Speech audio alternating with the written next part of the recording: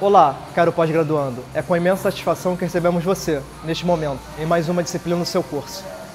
Meu nome é Vladimir e estarei com você nesta videoaula. Nesta videoaula, apresentaremos alguns conteúdos complementares e de relevância ao contexto da disciplina. O interesse do homem pelo exercício e pela saúde tem suas raízes na antiguidade e, desde então, vem ocorrendo uma evolução neste campo de investigação, hoje denominado Fisiologia do Exercício. A fisiologia do exercício é o estudo da adaptação aguda e crônica da ampla gama de condições que aperfeiçoam o exercício físico. Os peritos no campo da fisiologia do exercício incluem principalmente os graduandos em educação física, como você, que vem gerando interesse nas mais surpreendentes e recentes descobertas nessa área. O estudo dessa disciplina no curso de pós-graduação propicia a você uma significativa oportunidade de adquirir um conhecimento aprimorado de um vasto espectro de informações da área, que podem ser úteis no seu dia a dia. Atualmente, uma grande parcela das pesquisas desenvolvidas na área buscam investigar como ajudar os atletas a alcançarem uma melhor performance. As abordagens para atingir esse objetivo vão desde o estudo da utilização de estratégias para o aprimoramento do desempenho humano até a compreensão de como o meio ambiente se combina ao estresse do exercício. Para que você possa compreender melhor esta dinâmica e, principalmente, depois o poder aplicar em seus projetos profissionais, gostaria de destacar nesta videoaula os seguintes assuntos: recursos ergogênicos e performance, exercícios em altitudes, exercício estresse térmico, mergulho desportivo. Então, vamos ver com mais detalhes cada um desses assuntos? Então vamos lá. Recursos ergogênicos e performance. Recursos ergogênicos são procedimentos ou recurso nutricional, físico, mecânico, psicológico ou farmacológico considerados capazes de aumentar a capacidade de trabalho físico, a função fisiológica ou a performance atlética. Existe uma quantidade considerável de elementos estudados quanto aos possíveis benefícios para o desempenho humano, tais como álcool, anfetaminas, hormônios, carboidratos, proteínas, hemácias adicionais, cafeína, fosfato, misturas inalantes ricas em oxigênio, massagem, óleo de germe de trigo, vitaminas, minerais, ar ionizado, música, hipnose e até mesmo, acredite você, maconha e cocaína. De interesse específico é o uso dos esteroides anabólicos. Os esteroides anabólicos são agentes farmacológicos comuns, usados como recursos ergogênicos. Esses fármacos funcionam de uma maneira semelhante ao hormônio testosterona. Os esteroides anabólicos são administrados frequentemente em combinação com um programa de treinamento, com resistência e uma maior ingestão de proteína. Mas lembre-se, a utilização comum dos esteroides é ilegal. E além dos problemas morais e éticos, ainda os dados científicos são conflitantes acerca do grau em que eles exercem uma influência positiva à performance. Sugiro que você assista a reportagem Hormônios Sintéticos, do National Geographic Channel, que revela o universo dos esteroides anabolizantes nas palavras de pesquisadores e usuários, e tem uma visão mais clara destas substâncias. Exercícios em altitudes. Explicarei a você, a partir de agora, como o meio ambiente pode exercer influência à performance em combinação com o estresse de exercício realizado em médias e grandes altitudes. Quando você sobe para uma determinada altitude, ocorre uma redução progressiva na PO2, resultando em oxigenação insuficiente da hemoglobina. A redução na PO2 e a subsequente hipóxia na altitude desencadeiam respostas fisiológicas e ajustes que aperfeiçoam a tolerância individual à altitude durante o repouso e o exercício. No caderno de estudos, você pode ver mais sobre a difusão das trocas gasosas e os gradientes de PO2 e PCO2. Numa altitude a partir de 2.000 metros, o seu desempenho nas atividades aeróbicas seria afetado, porém nas atividades anaeróbicas não. Ainda podem ocorrer alguns problemas médicos após a ascensão para uma determinada altitude. Os mais proeminentes são o mal agudo das montanhas, o edema pulmonar e cerebral nas grandes altitudes. Estes dois últimos exigem a remoção imediata do paciente para uma menor altitude. Uma estratégia para aprimorar a tolerância à hipóxia da altitude que você pode realizar é a aclimatação. Mas o ritmo de aclimatação à altitude é dependente da qual você esteja. Em geral, as modificações podem levar dias a semanas, porém não compensará plenamente o estresse da altitude.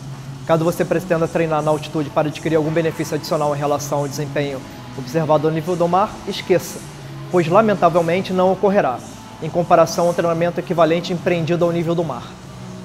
Exercício e estresse térmico. Dando continuidade às implicações do meio ambiente somadas ao esforço físico na performance, apresentarei a você, neste momento, os efeitos e consequências do estresse térmico na realização do exercício. Para você ter uma ideia de como as exigências são consideráveis para a termorregulação corporal, a simples falha é a morte. Nós podemos tolerar uma queda a 10 graus Celsius e uma elevação de apenas 5 graus Celsius na temperatura corporal profunda. A temperatura central aumenta normalmente durante o exercício, com a magnitude da elevação determinada através do estresse relativo do exercício. Quando nos exercitamos, as reservas líquidas do organismo são acionadas pela transpiração e um estado relativo de desidratação acontece. O exercício em um clima quente, como o do nosso país, aumenta a necessidade de água por parte do corpo. E em condições extremas, as necessidades líquidas podem aumentar de 5 a 6 vezes acima do normal. Mas você deve saber que a ingestão de água em grandes volumes em combinação com transpiração excessiva pode ser perigosa. A consequência neste caso é a hiponatremia, ou a intoxicação pela água, que está relacionada a uma redução na concentração de sódio extracelular. Para que você jamais seja surpreendido, lembre-se destes fatores que predispõem para a hiponatremia: exercício prolongado e de alta intensidade em um clima quente, nível de aptidão insuficiente associado à sudorese com alta concentração de sódio, início do exercício em um estado com depleção de sódio, ingestão frequente e prolongada de um líquido isento de sódio. Para reduzir o risco da hiponatremia no exercício prolongado, ainda você deve evitar consumir mais de 1 litro de água por hora, comum tanto antes ou após o exercício, e incluir 25 ml por litro de sódio e alguma glicose na bebida de reidratação. Em geral, o ajuste bem regulado da temperatura corporal cria um meio ambiente mais favorável para a função fisiológica e metabólica. E a aclimatação resulta em maior capacidade de realizar exercícios e menos desconforto em uma exposição subsequente ao calor. A aclimatação ao calor acarreta uma distribuição favorável do débito cardíaco e uma capacidade muito maior de sudorese.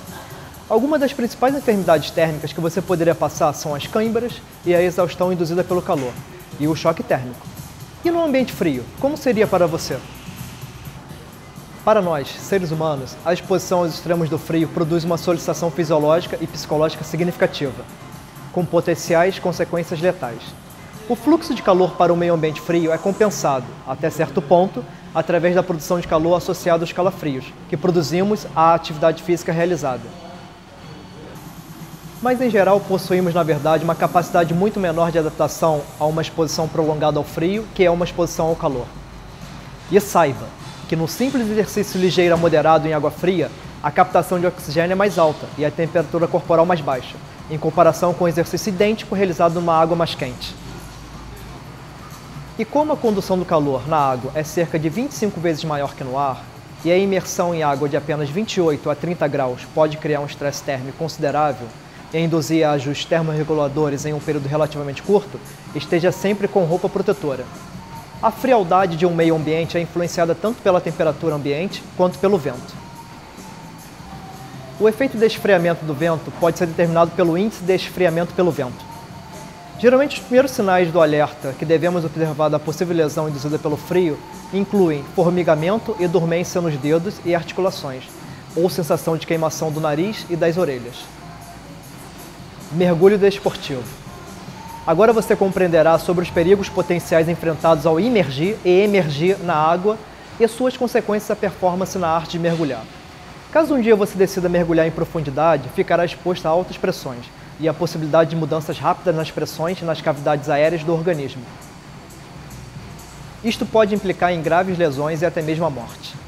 Duas variações de mergulho são amplamente praticadas, a livre e a com auxílio do respirador.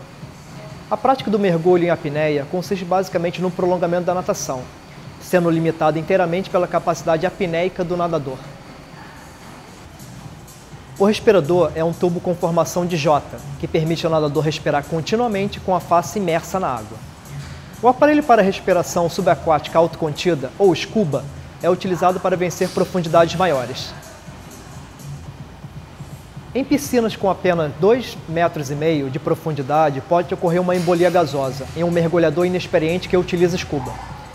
Numa profundidade em torno de 10 metros, se você inspirar plenamente, mas não expirar durante a ascensão para a superfície, existe a possibilidade de explosão pulmonar. Outra manifestação experimentada por quem mergulha é a compressão no ouvido médio, inclusive com apenas poucos centímetros de profundidade. Algo que talvez você já tenha feito, mas que deveria ter evitado, mergulhar com tampões auriculares, pois a pressão externa da água empurra os tampões profundamente para dentro do canal do ouvido externo.